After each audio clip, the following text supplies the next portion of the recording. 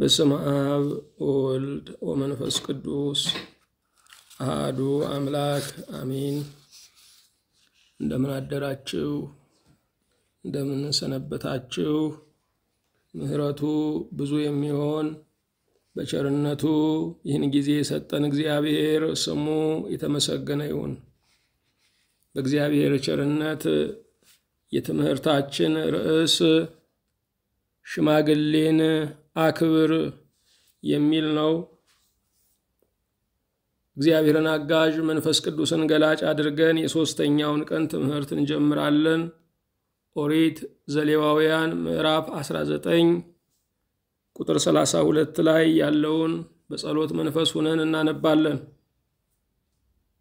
በሽበታሙ ፊት ተነሳ፣ ሽማግሌውንም አክብር፣ አምላክህንም ፍራ፣ እኔ እግዚአብሔር ነኝ።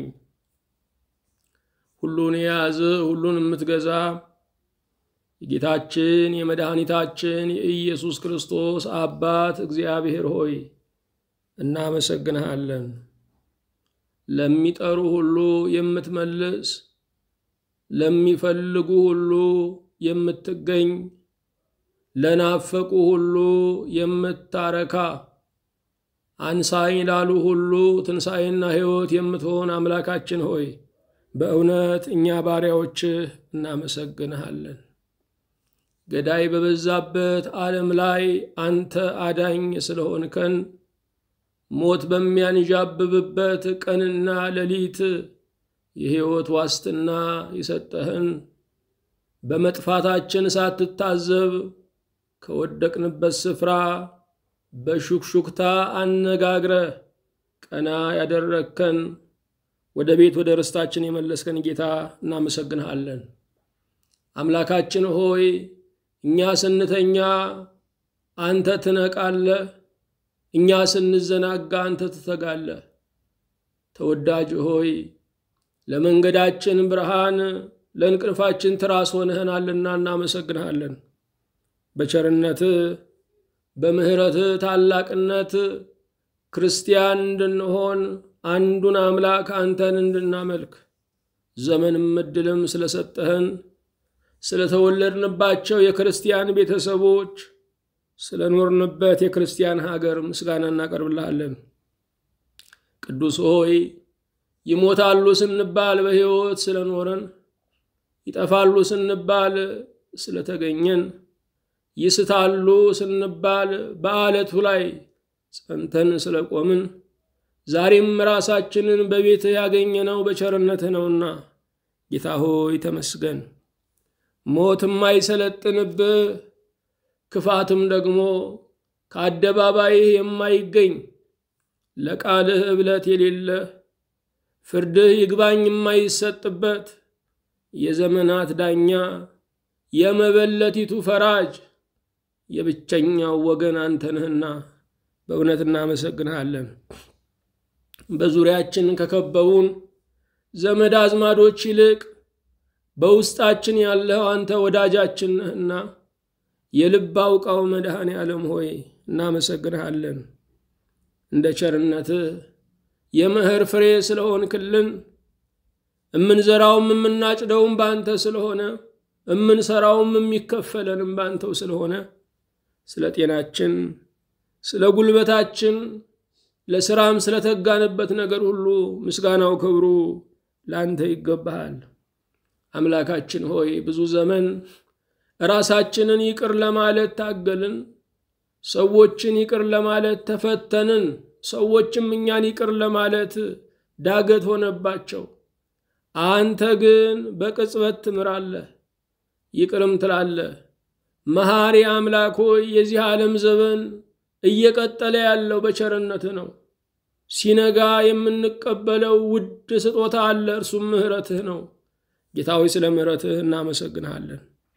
እንደ ቸርነትህ እንደ ምህረትህ ታላቅነት እኔን ባሪያህን እነዚህንም ባሪያዎችህን ይህችን ሀገር የሚመሯትን መሪዎች የሚመራውንም ሕዝብ ሁሉ የዓለም ወገኖችን የክርስቲያን ርስቶችን ሁሉ አቤቱ ይቅር በል።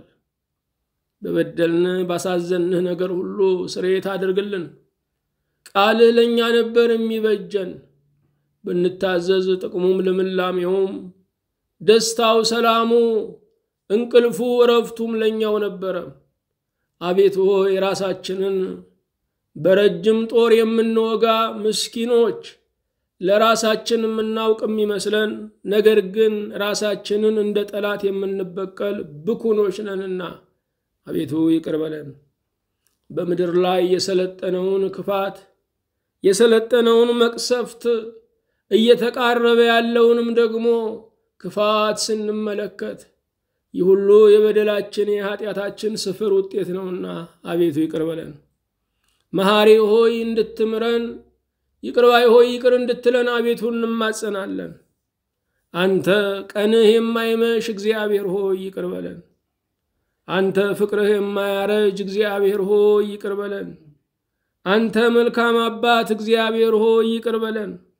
አንተ የኛ ሰው እግዚአብሔር ሆይ ይቅር በለን አንተ የውበት ዳርቻ እግዚአብሔር ሆይ ይቅር በለን አንተ የፍቅር ትንታግ እግዚአብሔር ሆይ ይቅር በለን አንተ ጥለህ የማትጠፋው እግዚአብሔር ሆይ ይቅር በለን አንተ በጽድቅ የጻፍከን እግዚአብሔር ሆይ ይቅር በለን አንተ እስከ ሽበት የምትሸከመን እናት አባት እግዚአብሔር ሆይ ይቅር በለን አንተ የእድሜ መስታወት ሁሉንም እናይብህ አደባባይ እግዚአብሔር ሆይ ይቅር በለን አንተ መንበራችን እግዚአብሔር ሆይ ይቅር በለን አንተ ንጉሳችን እግዚአብሔር ሆይ ይቅር በለን አንተ ጸንተ የምታጸናው እግዚአብሔር ሆይ ይቅር በለን አንተ የምናነብህ ሕይወት ሆይ ይቅር በለን አንተ ዘመን ያላደከመህ እግዚአብሔር ሆይ ይቅር በለን አንተ የጠዋት ፀሐይ እግዚአብሔር ሆይ ይቅር በለን አንተ የማታ እንጀራ እግዚአብሔር ሆይ ይቅር በለን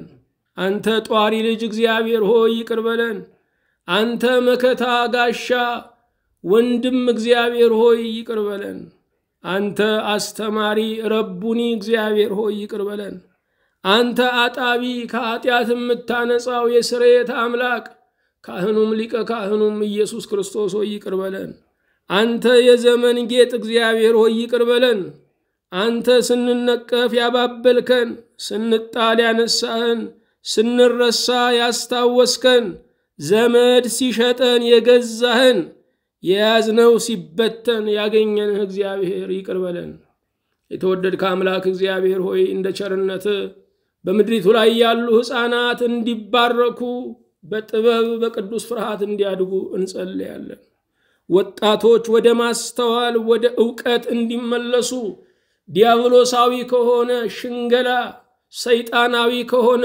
ቧልት አንተ ከማትከብርበት ሳቅና ስላቅ ነፃ እንዲወጡ ዕውቀትን የሽማግሌ ምክርን እንዲያከብሩ ለቀጣይ መንገዳቸው ስንቅ የሚሆናቸውን እንዲይዙ ስለ ወጣቶች እንለምናለን ጎልማሶችን እንድትባርክ ሽማግሌ የሚጦርበት የሚከበርበት የሚደመጥበት አገርና ዘመን እንድትሰጠን አቤቱ እንጸልያለን የበላይ ባለስልጣናት ለበታች እንዲያዝኑ የበታቹ ለበላዩ እንዲገዛ የመቀባበል ዘመንን በቸርነት አድለን ቅድስት ቤተክርስቲያናችንን ኦርቶዶክሳዊት ሃይማኖታችንን አቤቱ አጽናልን ቅዱስ ፓትርያርክን አበው ሊቃነ ጳጳሳትን ቀሳውስት ዲያቆናትን አንባቢ መዘምራኑን ደናግል መነኮሳቱን የወንጌልህን ዕቃ ተሸክመው የሚሮጡትን ሰባኪዎችን ለዓለም ሁሉ በጣዕም አንተን የሚመሰክሩትን ዘማሪዎችን ሁሉ አቤቱ ባርክልን ጠብቅልን በጸጋ አብዛልን ሁሉንም የምትችል አምላክ ሆይ በፊትህ በቆምን ጊዜ እንድናስባቸው አደራ ያሉንን ወገኖቻችንን ሁሉ በማይረሳ አይምሮ አቤቱ አስብልን በሰጠን ዘመን ሁሉ ከሰው ከመከጀል ተረቶ ሰው እጅ ከመውደቅ አቤቱ አድነን በረከተ አብ በረከተ ወልድ በረከተ መንፈስ ቅዱስንም አቤቱ አሳድርብን ሀገራችን ኢትዮጵያን በጽኑ ሰላም አስባት የኑሮ ቀንበር የተጫነውን የሚፈናቀለውን ማደሪያ ያጣውን ለቤት ክራይ የሚከፍለውን ለልጆቹ የሚቆርስ ያጣውን ወገናችንን ሁሉ አቤቱ አስብልን የከተማውን የገጠሩን ህዝብ አቤቱ አስብልን በፍርድ ቤት ደጃፍ ቆሞ ፍትህ እየፈለገ በጥቁር ጸጉር ጀምሮ የሸበተውን ፍትህ ያጣውን ሁሉ ፍትህ ስጥልን። የታሰረውን እንዲፈታ ሊገደል የተፈረደበት በምህረት እንዲድን እንጸልያለን። ነፍጥ ያነሳ ሁሉ ነፍጡን እንዲዘቀዝቅ ለጦርነት የተቃጠርንባቸው ቦታና ሰዓቶች በረከትም እንለዋወጥባቸው እንዲሆኑ በአማራ ጠቅላይ ግዛት ያለውን የሚፈሰውን ደም በቃ እንድትለን፣ በኦሮሚያ ጠቅላይ ግዛት ያለውን የሚፈሰውን ደም በቃ እንድትለን፣ መውጫ መግቢያ ያጣውን ህዝባችንን ደግሞ አንተ በሩን እንድትከፍትለት ፀሐይ የሚሞቅበት ነግዶ የሚያተርፍበት ዘርቶ የሚያጭድበት ወልዶ የሚሰምበት ዘመን እንዲሆን አቤቱ እንጠይቅሃለን። እንደ ቸርነትህ አጽራረ ወንጌልን እንድታስታግስልን በምድሪቱ ላይ ስምህ እንዲሰለጥን የርኩሳን መናፍስት ተጽዕኖ ደዌያት ሁሉ ድል እንዲነሱ የሚሰማው የሚታየው በሽታ ሁሉ በስምህ እንዲረገጥ እንጸልያለን። በደዌ ዳኛ በአልጋ ቁራኛ የተያዙትን ወገኖቻችንን ሁሉ እንድትፈውስልን እንድታድንልን ከኛ ጋር ቆመው ዝናህን ለማውራት እንዲበቁ እንጸልያለን። እንደ ቸርነትህ እንደ ምህረትህ ታላቅነት ስለሰማህን እናመሰግንሃለን። በጌታችን በኢየሱስ ክርስቶስ በእርሱ ያለ ክብር ጽን ላንተ ይገባሃል። ከእርሱ ጋራ ከመንፈስ ቅዱስም ጋራ ትክክልም ይሆን ዛሬም ዘወትርም ለዘላለሙ አሜን። የአምላካችን የእግዚአብሔር ስሙ የተመሰገነ ይሁን። በእግዚአብሔር ቸርነት የትምህርታችን ርዕስ ሽማግሌን አክብር ይላል። ሽማግሌን አክብር ያለው እግዚአብሔር እስከ ሽበት ድረስ እሸከማችኋለሁ ይላል። እስከ ሽበት ድረስ የሚሸከም እግዚአብሔር ብቻ ነው። ከማህፀን ጀምሮ እናት አባታችን ሳያውቁን ያወቀን እግዚአብሔር፣ በማህፀን ሰውሮ የመገበን እግዚአብሔር እስከ ሽበት እስከ ሽምግልና እስከ እድሜያችን ህቅታ ድረስ እስከ ህይወታችን ህቅታ ድረስ እስከ መጨረሻዋ ትንፋሽ ድረስ የሚሸከመን እርሱ ነው። ለእግዚአብሔር ስለማንደክመው ደስ ይለናል። ለእግዚአብሔር ስለማንሰለቸው ደስ ይለናል። እግዚአብሔር አሁንስ በቁኝ ብሎ ወደ በላይ ስለማይጽፍልን የበላዩም እርሱ ስለሆነ ደስ ይለናል። የመጨረሻው ዳኝነት የመጨረሻው ፈዋሽ እግዚአብሔር ስለሆነ ደስ ይለናል። እኛ የሀገራችን ዕዳ አይደለንም። እኛ የቤተሰብም ዕዳ አይደለንም። እኛ የልጆቻችንም ዕዳ አይደለንም። እኛ የእግዚአብሔር ዕዳዎች ነን። ቢያቅፍ የማይገፈትረው ቢወድ የማይጠላው ቢያቀርብ የማያርቀው የእግዚአብሔር ዕዳዎች ነን። አዎ ሽማግሌን አክብር ያለ እግዚአብሔር እስከ ሽበት ድረስ እሸከማችኋለሁ ብሏል። ጉብዝናችንን በራሳችን ለመኖር ሽምግልናችንን በልጆቻችን ለማለፍ አስበን ከሆነ በእግዚአብሔር አናምንም ማለት ነው። ዛሬም ያለነው በኃይላችን ነገም የምንኖረው በሰዎች አይደለም። እየተጠላን እንኖራለን፣ እየተወደድንም ልንሞት እንችላለን። በዚህ ምድር ላይ ያለነው በፈቃደ ሥላሴ ነው። ማንም ስለወደደ እድሜ አይጨምርልንም። ማንም ስለጠላ እድሜ አይነሳንም። የሚያኖረው እግዚአብሔር እርሱ ፍርሃታችን ሊሆን ይገባዋል። እርሱ እስከ ሽበት ድረስ ይሸከመናል። ብዙዎቻችን ማታችን ያስፈራናል። ቀኑን እንደምንም ውለዋለሁ፣ ምሽቱን እንዴት አደርገዋለሁ፣ የእድሜውን ሰርክ እንዴት አደርገዋለሁ የሚል ጭንቀት አለብን። ልጆቻችን የማይረቡ የደከምንላቸው የማይገኙ ሲመስለን ፍርሃታችን እየጨመረ ይመጣል። እስከ ሽበት የሚሸከም እግዚአብሔር፣ በበሽታችን አልጋ የሚያነጥፍ እግዚአብሔር፣ በአፋችን ላይ ውሃ የሚያረጥበን እግዚአብሔር እሱ ሕያው ነው። እማንጦረው የሚጦረን አባት አለ። እማንደግፈው የሚደግፈን አምላክ አለ። እማንሸከመው የሚሸከመን ጌታ አለ። የአሕዛብ ጣዖታትን ሁሉ ስናያቸው በሸክም የሚንቀሳቀሱ ናቸው። የኛ አምላክ ግን የሚሸከመን አምላክ ነው። ሸክም ሁሉ ይሰለቻል። የተንተራሱት ክንድም ምንም ቢመች ይዝላልና ይመዘዛል። የእግዚአብሔር ክንዶች ግን የዘላለም ክንዶች ናቸው። መኖሪያ የዘላለም አምላክ ነው። የዘላለም ክንዶች ከአንተ በታች ናቸው ይላል። አዎ የምንንተራሰው የሚመቸው የማይዝለው ስንደላደል ስንመቻች አሁንስ አረፍኩ ስንል የማይታጣው አጥግቦ የማያስርበው አክብሮ የማያዋርደው ተገኝቶ የማይታጣው የእግዚአብሔር ክንድ ከኛ ጋር ነው። ሽማግሌን አክብር ያለ እግዚአብሔር እስከ ሽበት ድረስ እሸከማችኋለሁ ብሏል። በእውነት የኛ መሳፈሪያ የሱ ትከሻ ነው። እስከ ሽበት ድረስ የሚሸከም እግዚአብሔር ይህችን ቀን የመኖር አቅማችን እርሱ ነው። መኖር ብቻውን አያኖርም። መኖር ብቻውን አያውልም። የመኖር አቅም እግዚአብሔር ነው። እንጀራን የሰጠ እግዚአብሔር የመኖርን አቅም ሊሰጠን ይገባዋል። እንዲያ ካልሆነ ልንኖር አይቻለንም። አዎ ሽማግሌን አክብር። ሽማግሌዎች እግዚአብሔር ለጉዳይ ያስቀመጣቸው ናቸው። ሽማግሌዎች የሚመጣውን ትውልድ የሚቀርጹ ናቸው።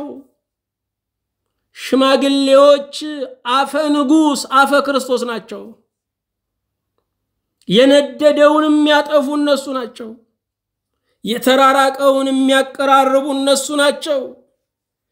ደም የተቃባውን ደም የሚያረክሱ የተጋደለን የሚያጋቡ ሽማግሌዎች ናቸው። ሽማግሌ የሌለው ሀገር ይጨነቃል።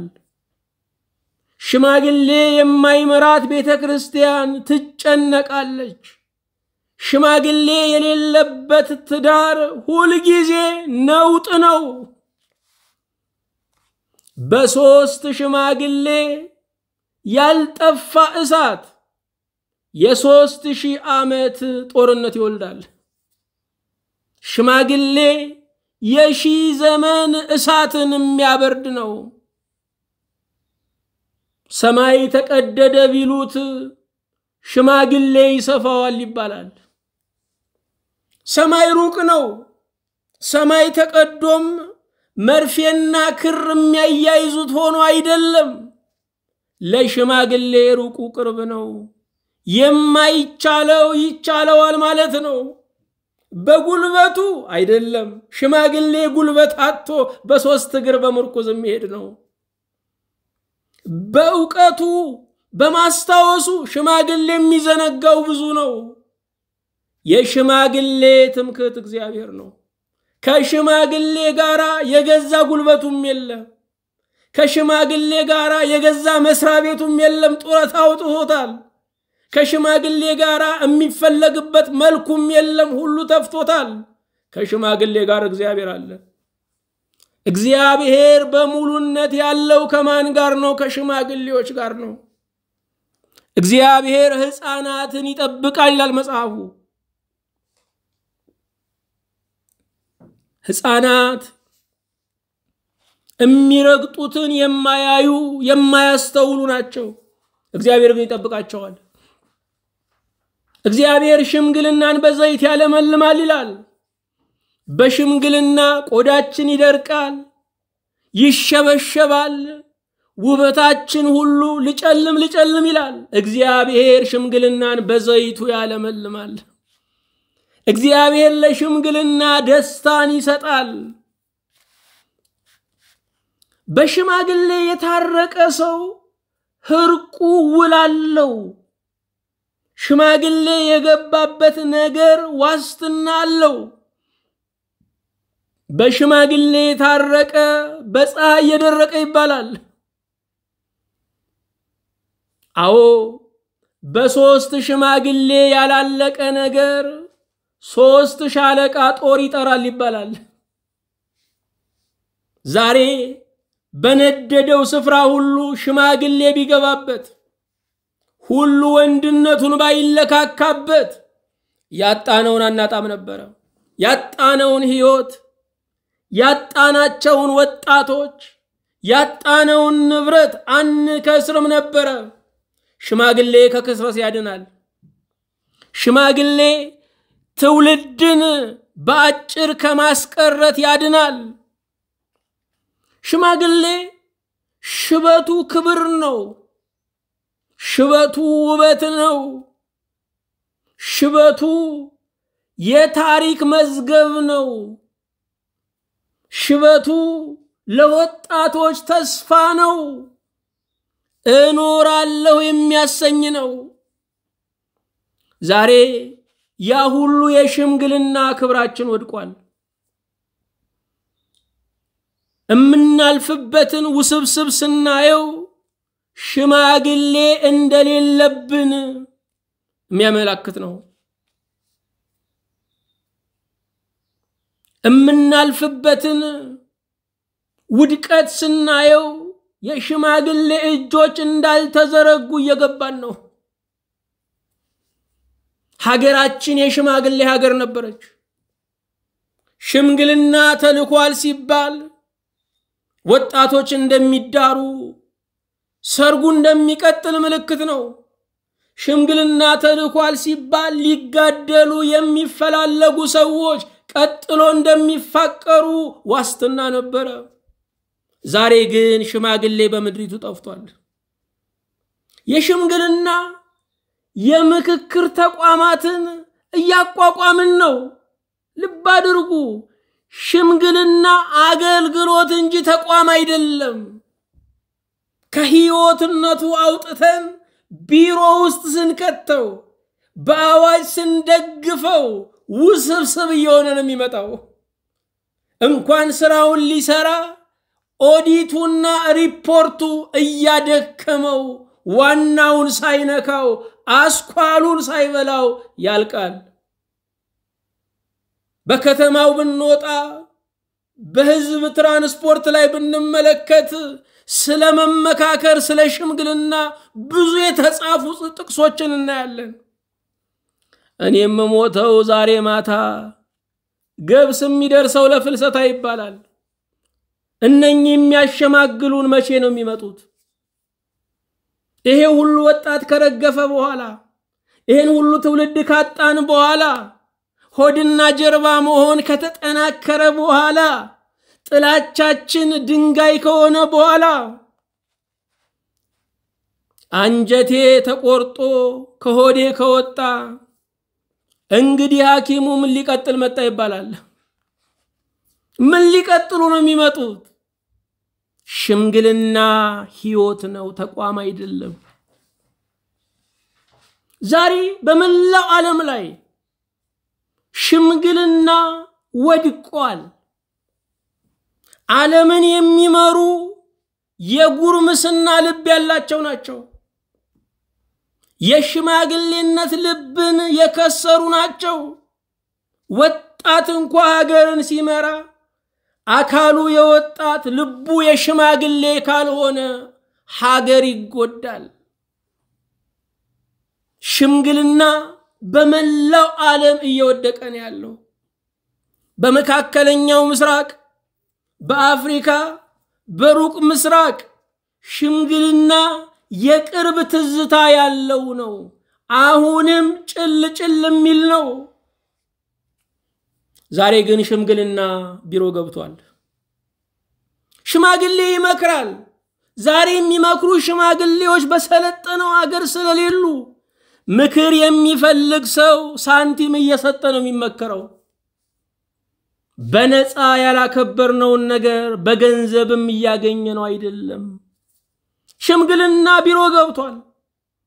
በእኛም ሀገር ተጀምሯል። የሚያስታርቅ ሰው ስለሌለ የሚያስታርቁ ቢሮዎች እየተቋቋሙ ነው።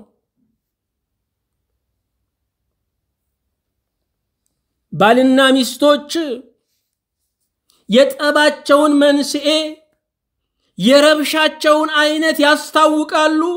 ያንተ እብደት ይሄን ያህል ነው ፐርሰንቱ፣ ያንቺ እንደዚህ ነው ብሎ የሚፈርድ ተቋም እየተቋቋመ ሰዎች በገንዘብ እየተሸማገሉ ነው ያሉት። ግን እርቅ አይመጣም። ሽማግሌ የእግዚአብሔር ልዑክ ነው። የእግዚአብሔር ልዑክ መልእክተኛ ነው። የእግዚአብሔር መልእክተኞችን በባለሙያ ስንቀይራቸው ሕይወት እየደረቀ ይመጣል። ልብ አድርጉ። በአንዳንድ ሀገሮች ላይ እድሜያቸው ያልጠና ወጣቶች እንኳን እንዲያክሙ አይፈቀድም። ልምድ ማግኘት አለባቸው፣ መብሰል አለባቸው። አለበዚያ ሬሳ አምራች ነው የሚሆኑት። ሽምግልና ለሁሉም ያሳጭ ነው፣ የሚታፈርበት አይደለም።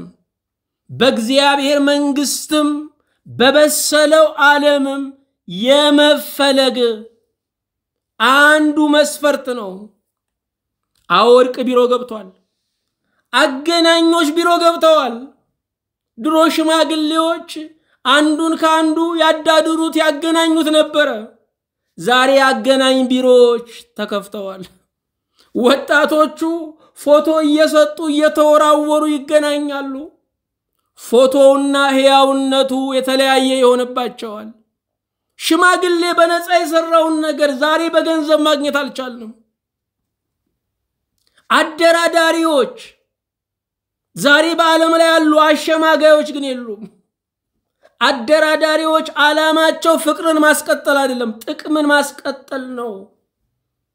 ዓለም የፍቅር ቤት መሆኑ ቀርቷ፣ የሽማግሌ ቤት መሆኑ ቀርቷ የጥቅም ያደራዳሪዎች ቤት ሆናለች። ለምን? ሽምግልናን ስለናቅን ነው። እነዚያ ሽማግሌዎችን አስታውሱ። ዛሬ ዋሽተው የሚያጣሉ በስተዋል። ሽማግሌ ግን ዋሽቶ የሚያስታርቅ ነው።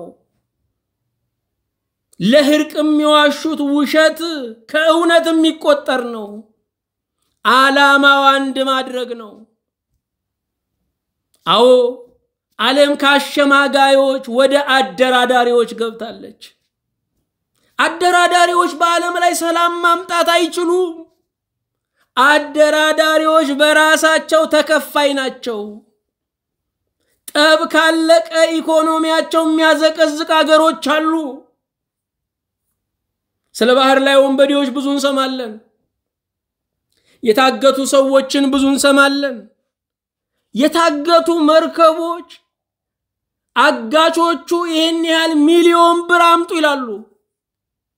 ገንዘቡ ተለቆ መርከቧም ተለቀቀች ሲባል እንሰማለን። እንዴት ነው ይሄ የሆነው? እነዚህን ገንዘብ ጠያቂዎችና ክፈሉ የተባሉትን የሚያገናኙ ቢሮዎች በዓለም ላይ አሉ። ሰዎቹም እኛ ዛሮቹም እኛ ይባላል። ልብ አድርጉ ወገኖቼ። ወንበዴውም እንዳይቸገር የታገተበትም ሰው ደግሞ እንዳይቸገር መሃል ላይ ተከፍሏቸው ገንዘብ የሚያቀባብሉ ህጋውያን አሉ። ዓለም ሽምግልናን ስታፈርስ ለወንበዴ ገንዘብ የሚያቀባብሉ ቢሮዎችን ያመረተችው። ሽምግልና የያዘውን ቋጠሮ ፈተነዋል። ስለዚህ ብዙ መዝረክረክ እያየን ያለ ነው።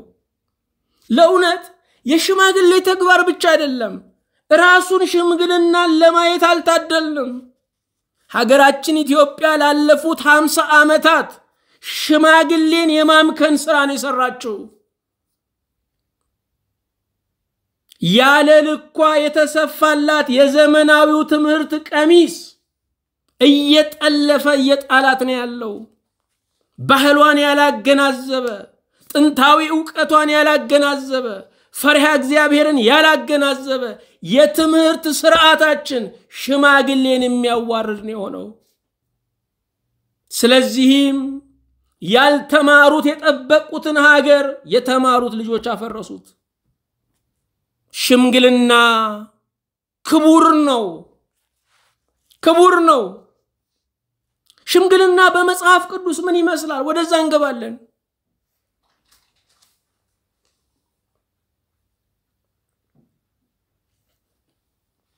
ሽምግልና ምን ይመስላል በመጽሐፍ ቅዱስ? ወገኖቼ የነበረውን የእድሜ ጸጋ የነበረውንም የጤና ጸጋ ስናይ ዛሬ ብዙ ነገሮች እንደተነሱ ይገባናል። ከምንወስደው ምግብ ጀምሮ የተበከሉ ነገሮችን እየገዛን ነው ያለነው። ከፍለን እየሞትን ያለነው። በማስታወቂያ ብዛት እያባበሉ የሚሰጡን ነገር ሁሉ ከሞት ጋራ ሽርክና ያለው ነው። መኖራችንን እያሳነሰ መሞታችንን የሚጨምር ነው። በዚህ ዘመን ያለ ትውልድ ከፍሎ ሟች ነው የሆነው። በሀገራችን በዘጠና የለም ጤና ይባላል። ልብ አድርጉ። 90 ዓመት ከደረስክ በኋላ ጤና የሚባል ነገር አታስበው ነው። ዛሬ 30 እና 40 ዓመት ብርቅ ሆኗል። የእድሜ ባለጠጋ ነበርን፣ የጤና ባለጠጋ ነበርን። በሀገራችንም ቢሆን ወጣት በጦርነት ይሞት ይሆናል እንጂ በበሽታ የሚታወክባት ሀገር አልነበረችም። የእድሜው ጸጋ ነበረ፣ የጤናው ጸጋ ነበረ። ይሄ ሁሉ በምን ሸሸ? ብሉየ መዋዕል የሆነውን በዘመናት የሸመገለውን እግዚአብሔርን በመዳፈር ሸሸ። ሽማግሌውን እግዚአብሔር ያከበረ ሽማግሌ ያከብራል።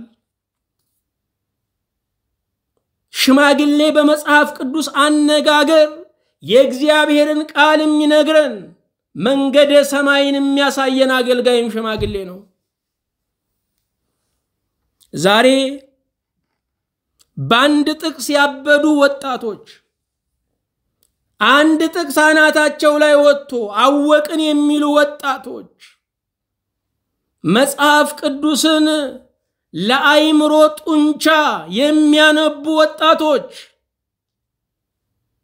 ክህነትን እያዋረዱ ነው ያሉት። አገልጋይን እያዋረዱ ነው ያሉት። አዋቂዎችን ዱዳ እያደረጉ ነው ያሉት። ሽማግሌ ይከበር ስንል የእግዚአብሔር አገልጋዮች ይከበሩ እያልን ያለነው። በመጽሐፍ ቅዱስ ላይ እነ ሄኖክ ሽማግሌዎች ናቸው። ኖህን ስናየው የዚህ ዓለም ሂደት እንደገና የቀጠለበት ሰው ነው። ዓለም ሁሉ በኃጢአት ተደምስሶ ኖህና ቤተሰቡ 8 ቤተሰብ እንደገና ይህንን ዓለም አስቀጠለ። ሽማግሌው ኖህ ዓለምን ከመደምሰስ አዳነ። ዓለምን ከመደምሰስ የሚያድኑ የእድሜም የጥበብም የመንፈሳዊነትም ባለጠጎች ናቸው። የእድሜ ደሃ የሆነ የመንፈሳዊነት ደሃ የሆነ የጥበብ ደሃ የሆነ ሰው አገርን ያመክናል፣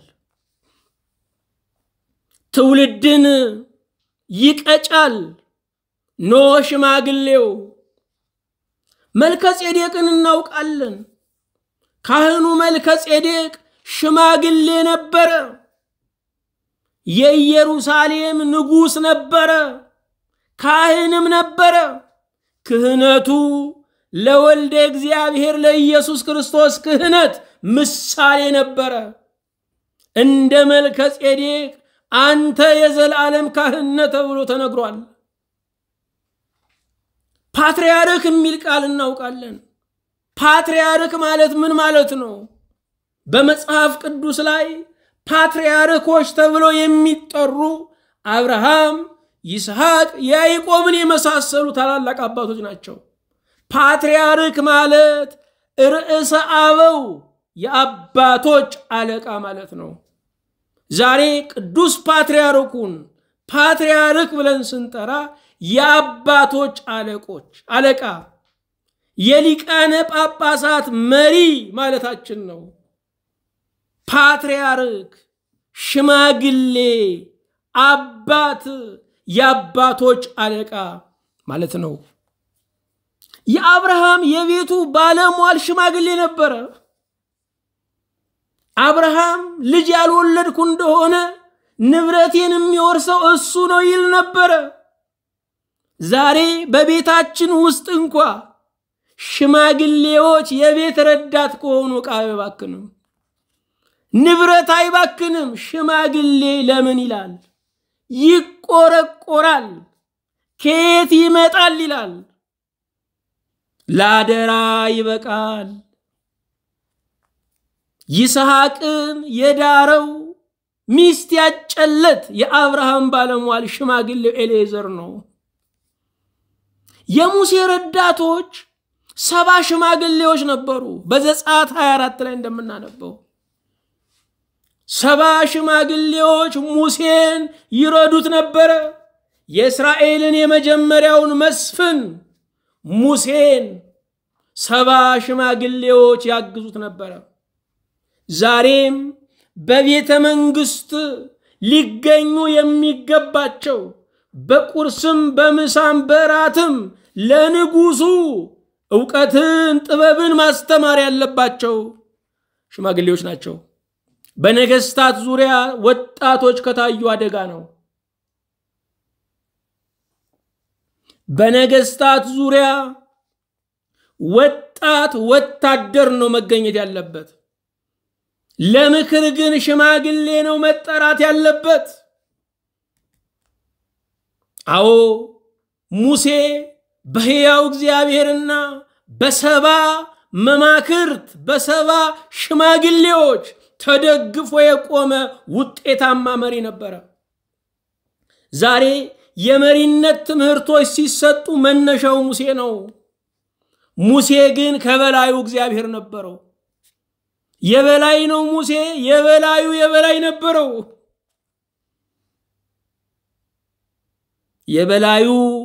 የበላይ ካለው ሁሉም ነገር ጸጥ ብሎ መጓዝ ይችላል። ከበላይ ያለው ነፋስ ነው። ከበላይ እግዚአብሔር የለም ያለ ግን በእውነት መዳረሻው ገደል ነው። በዘመነ መሳፍንት ፈራጆች ነበሩ። እስራኤል በዛ ዘመን ላይ ቋሚ መሪ አልነበራትም። የከተማይቱ ሽማግሌዎች ግን ዳኝነት ይሰጡ ነበር።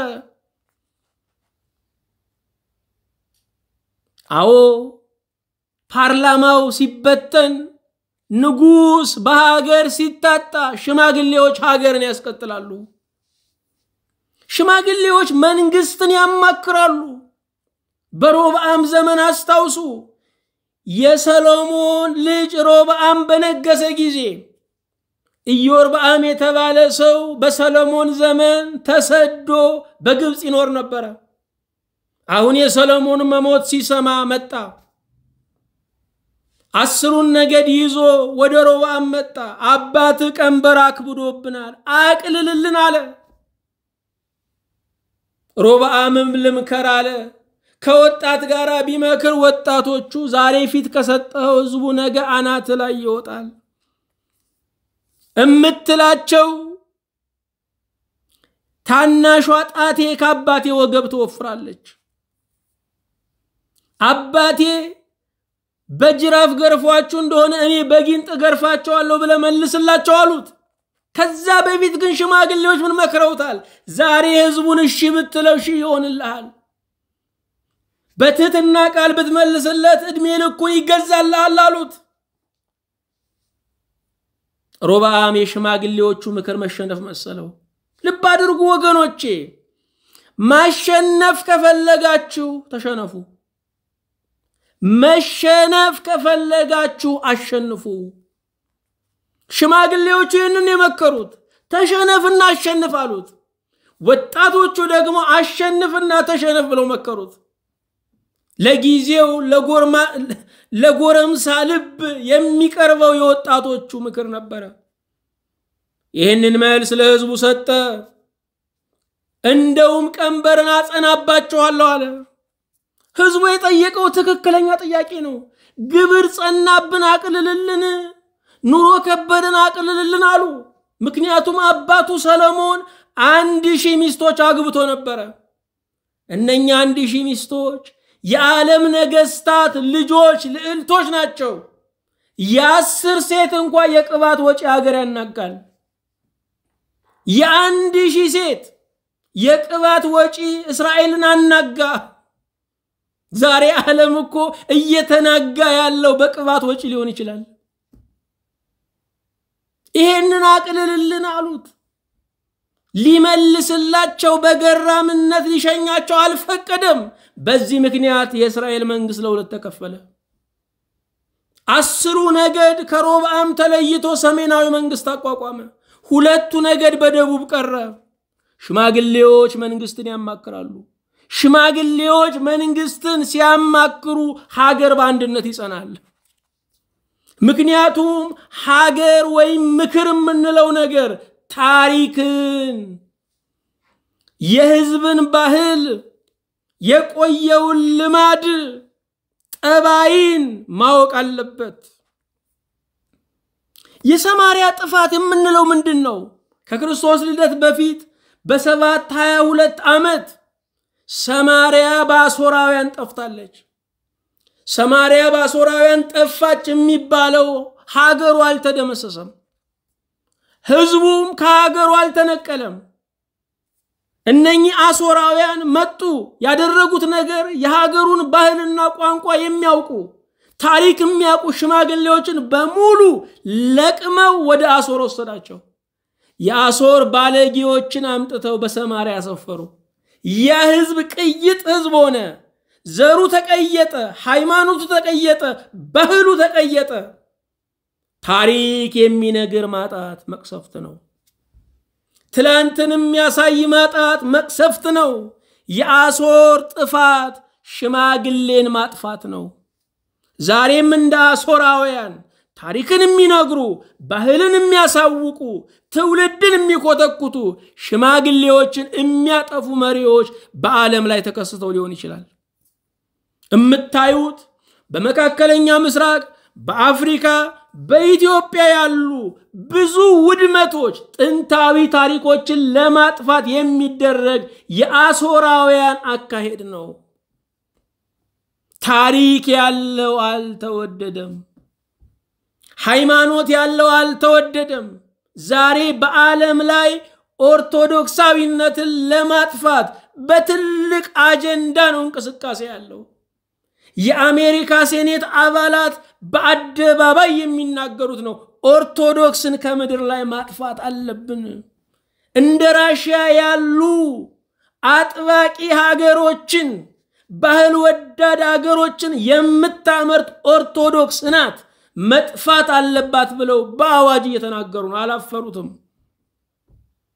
አዎ እንደ አሦራውያን ባህልን፣ ወግን፣ ታሪክን የሚናገሩ አይፈለጉም። ዛሬም በአገራችን ያሉ አንዳንድ ወጣት ሃይማኖተኛ ነን የሚሉ ቀጥተኛ ግጭታቸው የባህል ግጭት ነው ያለው፣ የታሪክ ግጭት ነው ያለባቸው። እነኚህ ሰዎች የምዕራባውያን ሃይማኖት ብቻ አይደለም ጥፋትም አስፈጻሚዎች ናቸው። ዛሬ ባህሉ ጭምር ነው በጌታ ስም እየተገሰጸ ያለው። የሰማርያ ጥፋት የሽማግሌዎች ጥፋት ነው። የአይሁድ ሸንጎ ብለን የምንጠራው ሳንሄድሪን ተብሎ የሚጠራው በዓለማችን ላይ በታሪክ ውስጥ ትልቁ ፍርድ ቤት ነው። 70 አባላት ያሉት 71ኛ ሊቀ ካህኑ የሚመራው ነው። ሳንሄድሪን የሽማግሌዎች ሸንጎ ነው። በምድረ እስራኤል ላይ ላለ እስራኤላዊ በስጋውም በሃይማኖቱም ውሳኔ ይሰጣል። በዓለም ላይ ለተበተነ እስራኤላዊ ደግሞ በሃይማኖት ጉዳይ ብይን የሚሰጥ ትልቁ ፍርድ ቤት የሽማግሌ ስብስብ ነው። እንዴት ደስ የሚል ነገር ነው ወገኖቼ! እንዴት ደስ የሚል ነው! ደርግ ወደ ስልጣን ሲመጣ ብዙ ነገሮች አጥፍቷል። ያልነካው ምንድነው ስንል ያልነካው የዳኝነት ስርዓቱን አልነካም። እንደው ሰው ከአብዮት ጠባቂ አምልጦ ፍርድ ቤት የደረሰ እንደሆነ ፍትህ ያገኝ ነበር። ለምን? የዳኝነት ስርዓቱ አልተነካም ነበር። ከደርግ በኋላ የመጣ መንግስት በመጀመሪያ ያደረገው የዳኝነት ስርዓቱን አፈረሰው። ስለዚህም ፍርድ ቤት ደጃፍ ላይ የሚያረጅ ሰው ተፈጠረ። የሚቀለበሰው ውሳኔ እንጂ ያልገለበጥም እያለ ሐሰተኛ ፍርድ የሚሰጥ ዳኝነት እየተስፋፋ መጣ። የአይሁድ ሸንጎ የሽማግሌዎች ስብስብ ነው። ዛሬም በዳኝነት ላይ ሽማግሌ ዳኞች ቢቀመጡ ፍትህ ይገኛል። ሽማግሌ ዳኞች ቢገኙ ቋጠሮ ይፈታል። መጽሐፍ ቅዱስን ስናነበው ጌታችን ኢየሱስ ክርስቶስ በልደቱ የጋበዛቸው ሽማግሌዎችን ነው። ሰብአ ሰገል ሽማግሌዎች ናቸው። በጥበብ ያረጁ ናቸው። የእመቤታችን የቅድስት ድንግል ማርያም ተንከባካቢ ረዳት የነበረው አረጋዊው ዮሴፍ ሽማግሌ ነው። ጌታን በክንዶቹ ላይ የታቀፈው ዛሬ ባሪያህን በሰላም ታሰናብተዋለህ፣ ለሰው ልጆች ያዘጋጀውን ማዳን በዓይኖቼ አይቻለሁ ያለው ስምዖን አረጋዊ ነው። የጌታን መወለድ በጾምና በጸሎት ትጠብቅ የነበረች ወለተ ፋኑኤል ሐና አረጋዊ 90 ላይ የደረሰች ሴት ናት። ከዚያ በላይ የሚሆን እድሜ ያላት ሴት ነች። ጌታ ልደቱን የገለጠው ለሽማግሌዎች ነው። ጌታችን ኢየሱስ ክርስቶስን ወጣቶች ተከተሉት፣ በመከራ ሰዓት ሸሹት። ከመስቀል አውርደው የገነዙት ሽማግሌዎች ናቸው፣ ዮሴፍና ኒቆዲሞስ። የሚገንዝ ሽማግሌ ነው። ገበና አይቶ የማያሳይ ሽማግሌ ነው።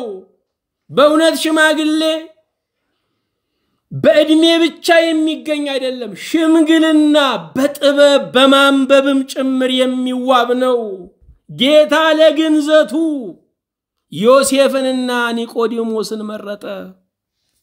ሽማግሌ ማለት ያየውን የማያሳይ የሰማውን የማያሰማ ማለት ነው።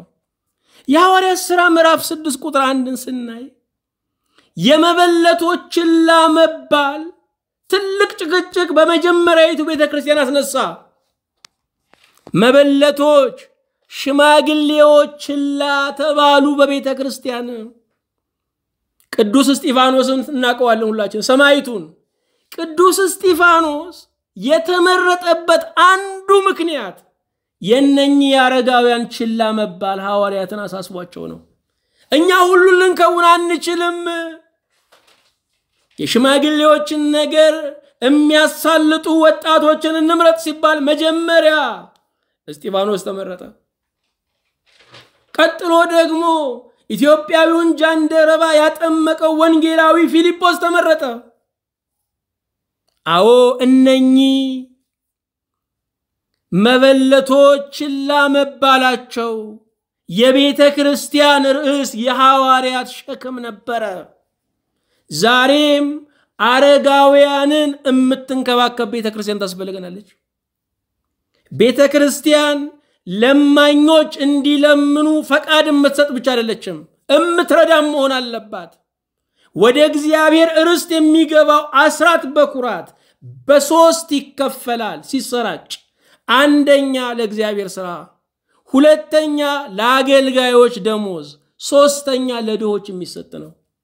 ዛሬ በቤተ ክርስቲያን እየገባ ያለው ገንዘብ ለድሃ ተመልሶ ይወጣል ብንባል ይሄንን ያለ ሰውም በህይወት ላይ ኖር ይችላል እንኳን ሊሰጥ ይቀርና። ስለዚህም ሰላም የለው። የሙዳይ ምጽዋቱ ገንዘብ እያባላ ነው ያለው፣ እያጫረሰ ነው ያለው። ሰዳቢ ከፍለው እርስ በርሳቸው በአደባባይ ልብስ እንዲገላለጡ ነው እያደረገ ያለው። በአገራችን ያለው ጦርነታችን፣ ስድድባችን፣ እርስ በርስ አንዱ አንዱን ማሳነሱ የኢኮኖሚ ጉዳይ ነው ወገኖቼ። ድህነታችን መልስ ቢያገኝ ብዙ ሰላም ረፍት እናገኝ ነበር። የአረጋውያን ድጋፍ በቤተ ክርስቲያን ታሪክ የታወቀ ነው። ዛሬ በእያንዳንዱ ቤተ ክርስቲያን ደጃፍ ላይ የአረጋውያን ማደሪያ ነበር መሆን የነበረበት። ቤተ ክርስቲያን ሱቅና ቤተ ክርስቲያን ሸቀጥ ማከፋፈያ በታሪክ ሆና አታውቅም።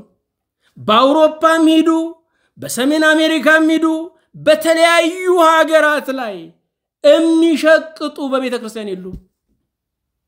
ቤተ ክርስቲያንን ወደ ሱቅ ያወረድናት ለምንድነው ስንል አረጋውያንን በመርሳታችን ነው። በእውነት የቤተ ክርስቲያን ታላላቅ አባቶች የአረጋውያንን መርጃ ሄደው ሲባርኩ እንደው አያፍሩም ወይ?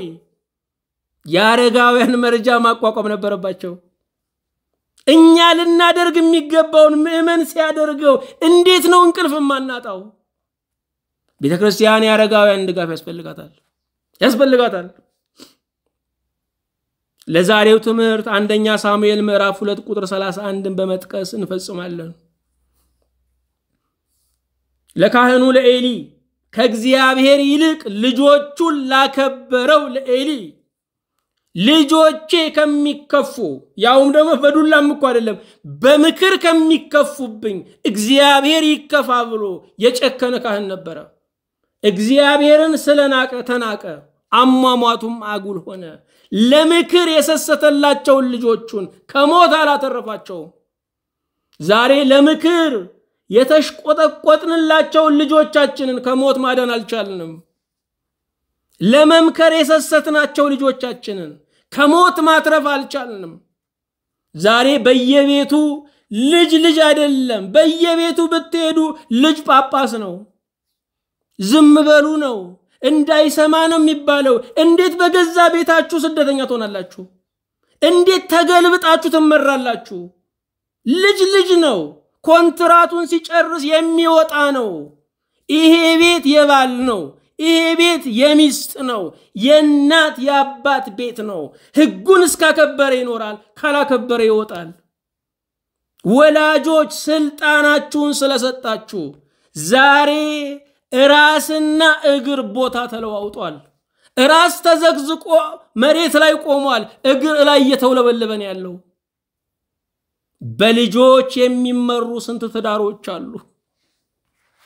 ልጅ እኮ አዋቂ ነው፣ ዩኒቨርሲቲ ገብቶ የወጣው ስለናንተ ትዳር አጥንቶ አይደለም፣ እንጀራ ስለሚበላበት ዕውቀት ነው የተማረው።